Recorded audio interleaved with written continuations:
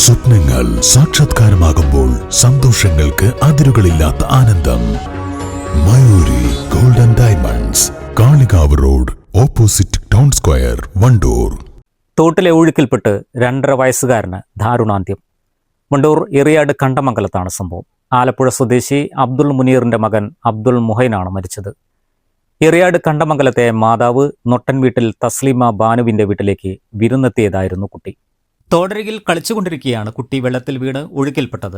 ശനിയാഴ്ച ഉച്ചയ്ക്ക് 12:45 സംഭവം. കുട്ടിയെ കാണാതായതിനെ തുടർന്ന് നാട്ടുകാർ നടത്തിയ തിരച്ചിലിനെ തുടർന്ന് 1 കിലോമീറ്റർ താഴെയുള്ള കോട്ടാലത്തോട്ടിൽ വെച്ചാണ് കുട്ടിയെ കണ്ടെത്തിയത്. തുടർന്ന് തിരുവാലിയിലെ സ്വകാര്യ ആശുപത്രിയിലും അവിടെ നിന്ന് വണ്ടൂരിലെ സ്വകാര്യ ആശുപത്രിയിലും എത്തിച്ചെങ്കിലും ജീവൻ രക്ഷിക്കാനായില്ല.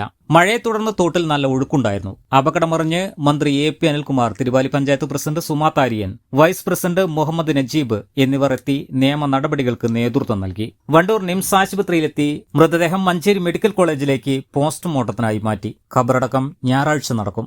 News bureau, Thiruvali. Sara gold അവതരിപ്പിക്കുന്ന സ്വർണ്ണ സമ്പാദ്യ പദ്ധതിയിൽ അംഗമാകൂ. സ്വർണ്ണാഭരണങ്ങൾക്കൊപ്പം കൈനിറിയ സമ്മാനങ്ങൾ നേടൂ. കൂടുതൽ വിവരങ്ങൾക്ക് ഇപ്പോൾ തന്നെ മിസ്ഡ് കോൾ ചെയ്യൂ 7012 945 198.